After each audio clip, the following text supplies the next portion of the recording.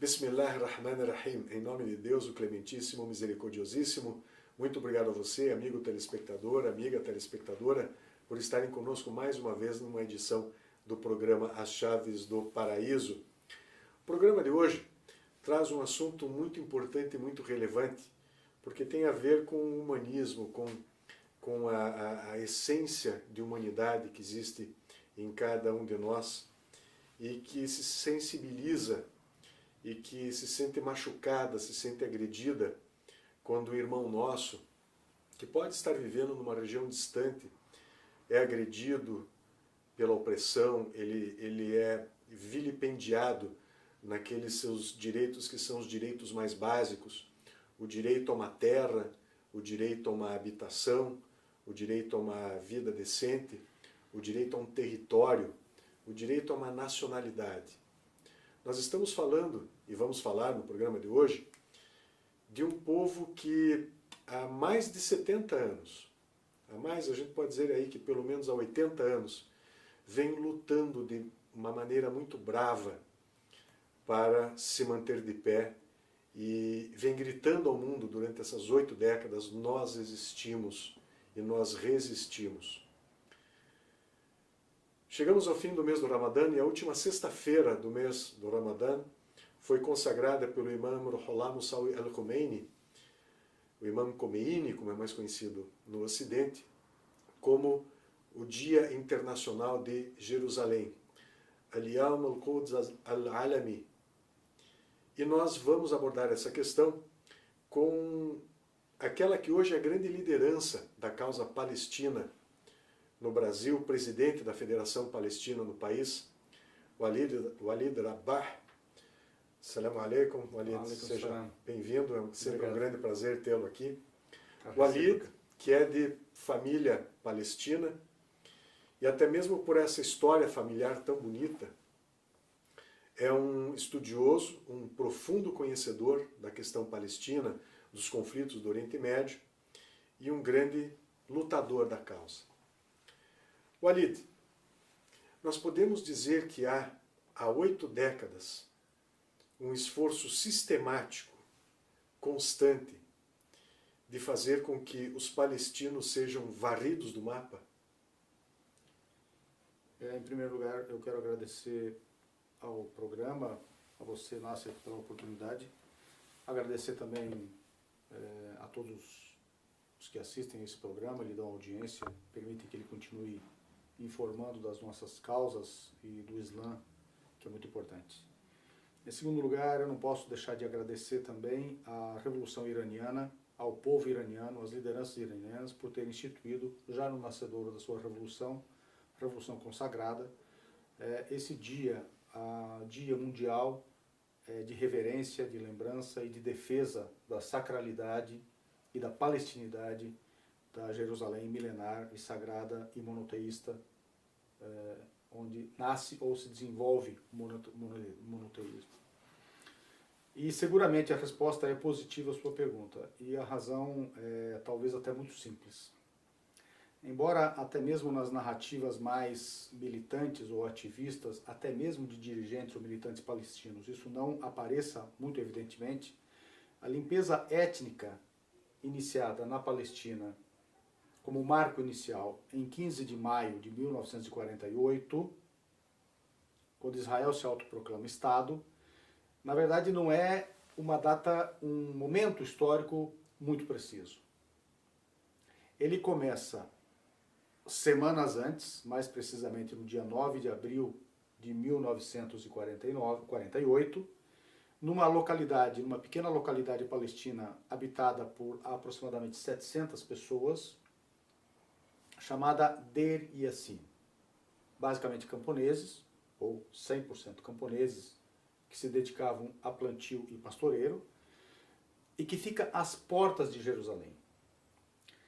Essa aldeia, nesse dia 9, e o massacre vai do dia 9 ao dia 11 de abril de 1948, essa aldeia é invadida silenciosamente e cercada na madrugada do dia 9 por aproximadamente 120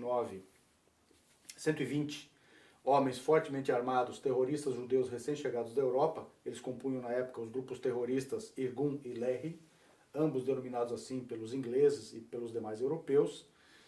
E a partir das 11 horas da manhã, quando a maior parte dos homens adultos e aptos ao trabalho já estavam no campo trabalhando, eles entram na parte habitada dessa pequena localidade palestina de Deir Yassin e promovem um massacre indizível para aquele momento.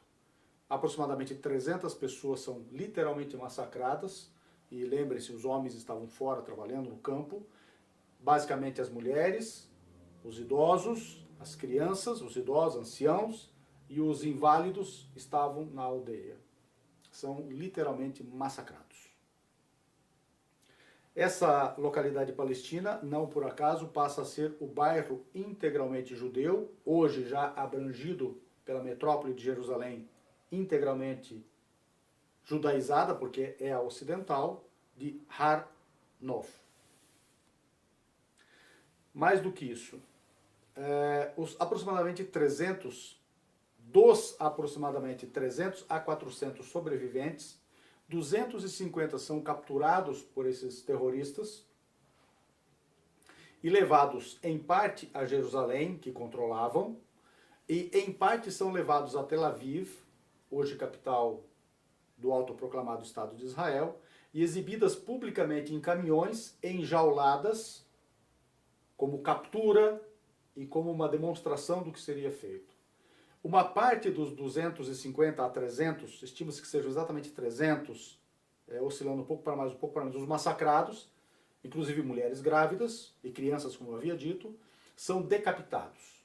São fotografados decapitados. Suas cabeças são fotografadas e algumas dessas cabeças são levadas para serem exibidas publicamente. Isso, além do mais, é divulgado fortemente através já de estações de rádio que esses imigrantes judeus recém-chegados da Europa tinham, sionistas e terroristas, sob o comando deles, bem como panfletos e bem como serviços de som, divulgam ao máximo isso como uma propaganda de guerra que nem nos tempos do nazismo foi promovida na Europa, com vistas a provocar o pavor, o temor de que poderia acontecer e a suspeita de que estivesse acontecendo ou pudesse estar prestes a acontecer, levasse à fuga em massa desses aldeões totalmente desarmados palestinos espalhados por toda a Palestina histórica. Então o que nós dizemos? Dizemos permanentemente. Foi exatamente às portas de Jerusalém que foi iniciada a limpeza étnica da Palestina, a despalestinização da Palestina. Então nós temos em Jerusalém, às suas portas, o primeiro experimento, aquilo que nós costumamos chamar de primeiro teste da limpeza étnica na Palestina. Então, para nós, é assertiva de que Jerusalém tem tudo a ver com a limpeza étnica da Palestina, é absolutamente correto. Não há a menor dúvida, e é por isso a importância desse dia, a importância dessa data para lembrar Jerusalém mundialmente, internacionalmente, por todos os homens e mulheres de bem, de todos os credos religiosos, especialmente os monoteístas, é claro, mas também uma questão de direitos humanos. A gente pode observar, Walid, que pelas práticas do, como você diz, autoproclamado Estado de Israel, a entidade sionista, esse viés terrorista, né, esse viés exclusivista e que, portanto, deseja e necessita da eliminação do outro, foi incorporada como prática não de governo, mas de Estado. Claro. Quer dizer, a gente pode dizer que a partir de 48, quando oficialmente, né, se considera a data de constituição da entidade palestina, da entidade sionista, o Estado sionista, então, ele vem adotando isso como uma política clara de eliminação do outro e ocupação desse território, ocupado por um indivíduo quase que desprovido de sua humanidade para a ocupação colonial judaica sionista. E uma coisa muito curiosa é que todas as lideranças sionistas diziam isso abertamente. Por exemplo, Ben-Gurion, que vem a ser o primeiro presidente de Israel, do autoproclamado Estado de Israel, ele disse em diversas ocasiões que ele, e ele era um homem inclusive visto como um sujeito humanista, um homem de esquerda da época, coisa que valha, ele dizia literalmente, eu não vejo nenhum problema numa política de total remoção dos palestinos da Palestina. Nunca escondeu isso. E diversas outras lideranças também disseram isso. E eles começam por Jerusalém, porque Jerusalém também era densamente povoada. Jerusalém, nesse momento, tinha aproximadamente 169 mil habitantes. Era uma cidade de clima temperado, uma cidade muito próspera, com 5.000 anos de cidade murada e ininterruptamente habitada pelos primeiros fundadores dela, que são os cananeus, que são, na verdade, os primeiros habitantes da Palestina desde 12.000 anos atrás e que fundam Jericó, que é a mais antiga cidade do mundo. É importante notar que em Deir Yassin, às portas de Jerusalém, se faz um experimento, um ensaio geral do que aconteceria, e imediatamente isso é feito em Jerusalém, a partir de 15 de maio de 1948. Dos aproximadamente 165 mil habitantes de Jerusalém e sua cercania, 98 mil palestinos, ou seja, quase todos, daquela parte imediatamente tomada, chamada Jerusalém Ocidental, são mortos ou expulsos. 98 mil. E esse mesmo processo é feito em 774 localidades palestinas. Cidades, aldeias, vilas, bairros e cidades grandes e médias palestinas, já muitas delas extremamente modernas, com portos, indústrias, etc. E dessas, 531 cidades, aldeias, etc., foram simplesmente totalmente destruídas e totalmente despalestinizadas. Então, 774 foram invadidas, ocupadas, 531 inteiramente destruídas, arrasadas, os seus nomes históricos eliminados, suas ruas e sua população também. 70 massacres foram cometidos, exatamente a semelhança do massacre de Deir Yassin às portas de Jerusalém, nos quais morreram aproximadamente entre 10 e 15 mil pessoas, sem contar as diversas milhares de feridos e as diversas milhares, obviamente, de mutilados, mulheres e crianças especialmente.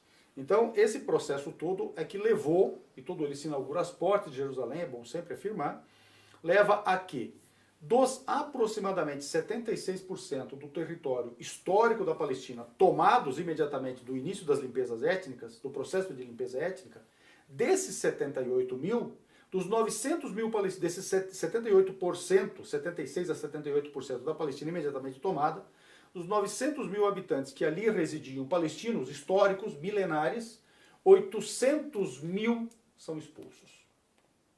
Alguma coisa entre 85% e 90%. Isso nunca ocorreu em nenhum momento da história humana.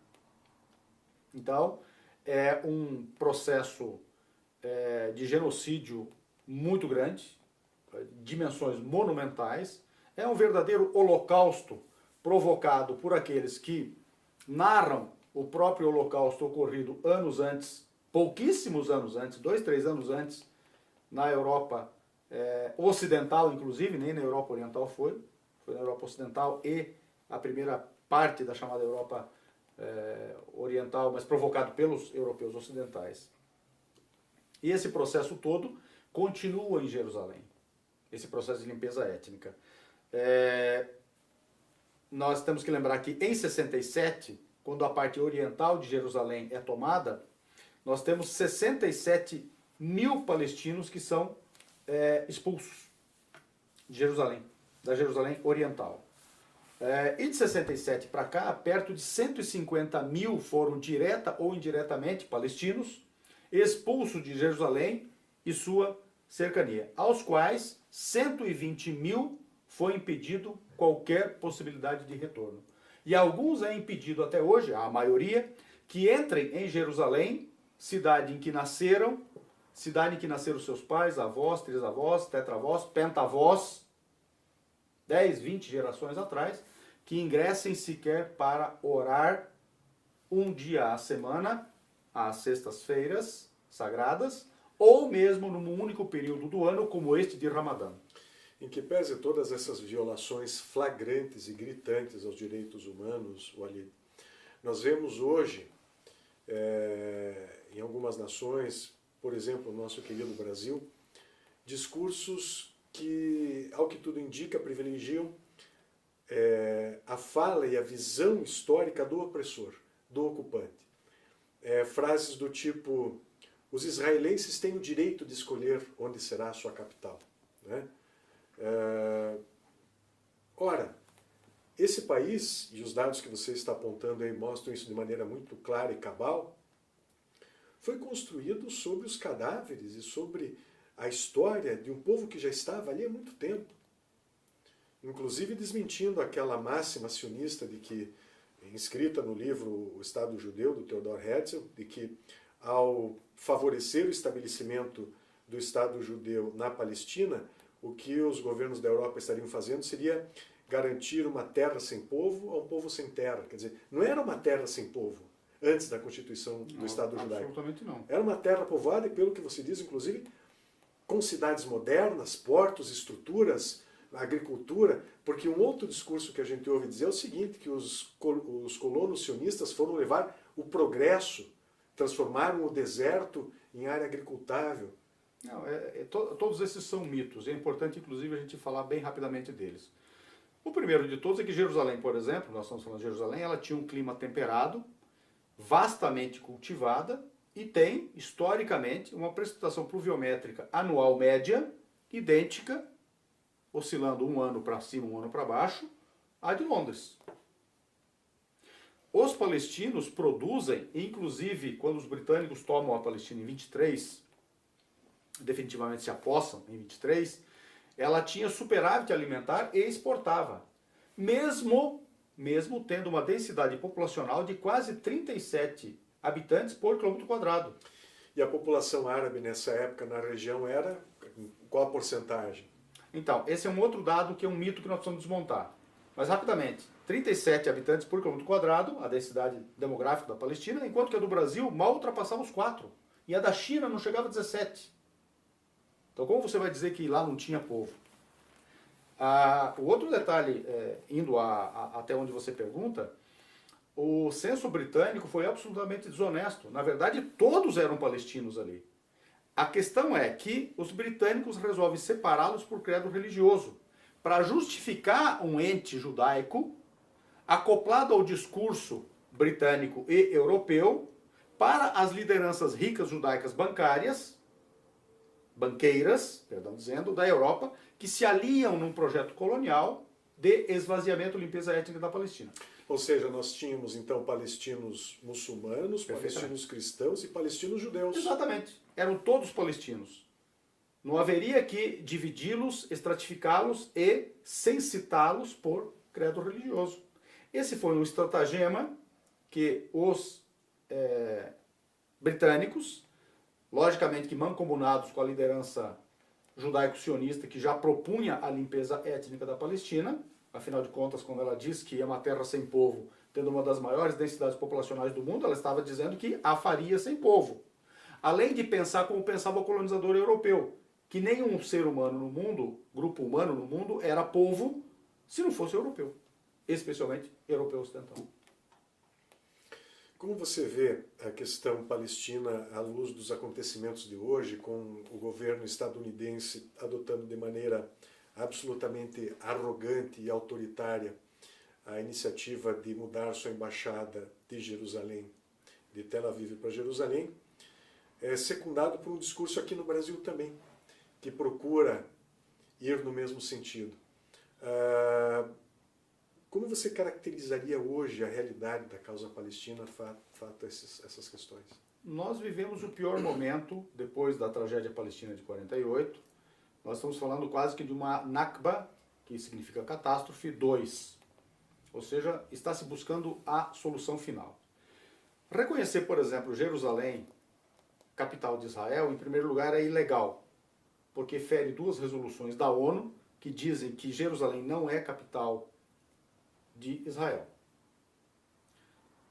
Segundo, que fere a própria resolução que recomendava a partilha, porque Jerusalém é uma cidade internacional, com status próprio. Portanto, é ilegalmente, mais uma vez.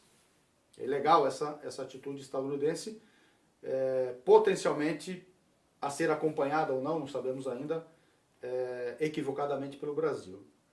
Segundo, ela é anti-histórica, porque os palestinos fundaram Jerusalém e a habitam ininterruptamente há 5.000 anos, e há provas arqueológicas disso, indubitavelmente.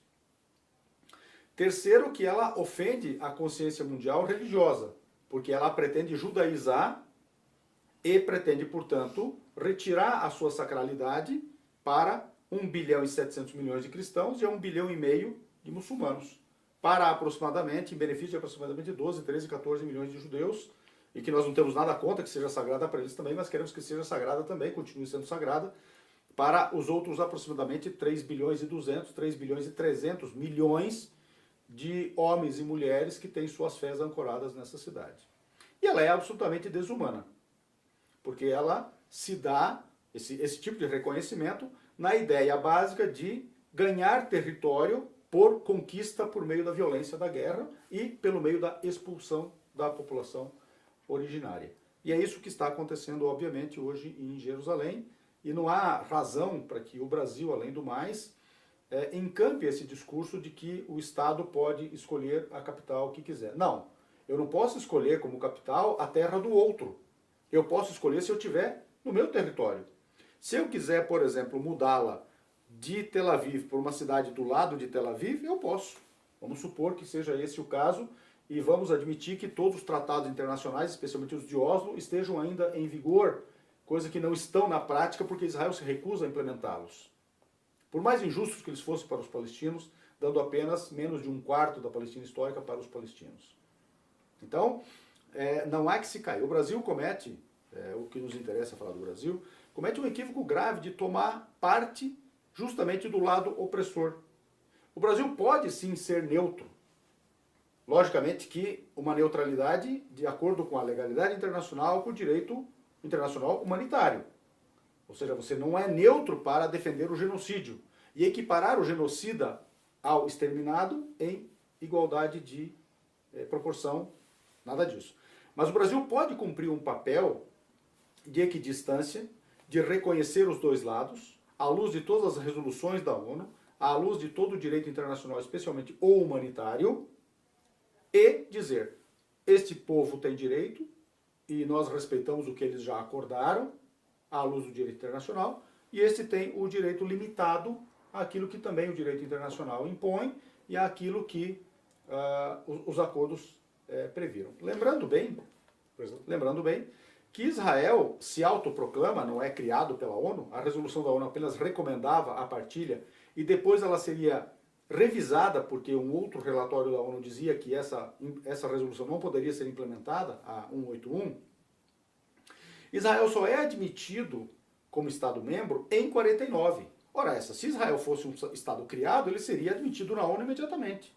Ele só se autoproclama, à revelia da ONU, é reconhecido, lamentavelmente, pelos Estados Unidos e pela União Soviética, naquele momento, e é admitido em 49 na ONU com uma cláusula condicionante. A de que revisasse a limpeza étnica. Vale dizer, a resolução 194, que é de dezembro de 1948, da Assembleia Geral do Conselho de Segurança da ONU, que é vinculante, portanto, e que diz que os refugiados palestinos, que são o resultado da limpeza étnica, inclusive os expulsos de Jerusalém, têm o direito ao retorno e às compensações por tudo que lhes foi dado de prejuízo. Retorno, devolução do que lhes foi tomado e compensação pelos prejuízos. Direitos que até hoje, infelizmente, não foram... Então Israel é um Estado ilegal à luz de não ter cumprido a resolução vinculante que Israel se comprometeu de implementar para ser admitido. Israel foi admitido na ONU com a cláusula vinculante de obediência à resolução 194. E, pelo contrário, continuou promovendo limpeza étnica. Walid, agradecemos imensamente sua presença no nosso programa mais uma vez. Né? Infelizmente, meia hora não é tempo suficiente para explicarmos todos os meandros dessa questão tão importante e tão fundamental e que vai continuar, se Deus quiser, repercutindo e reverberando no coração das pessoas de bem no mundo inteiro.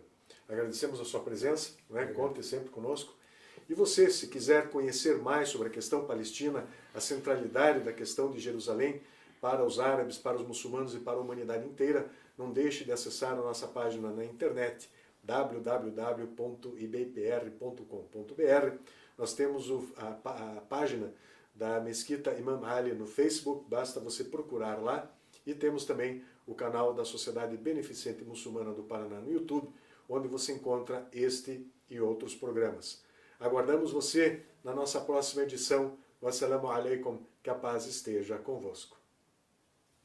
Salawatun, salawatun, salawatun, salawatun, salawat, salawat ala Muhammad, salawat, salawat ala Muhammad, ya ilahi.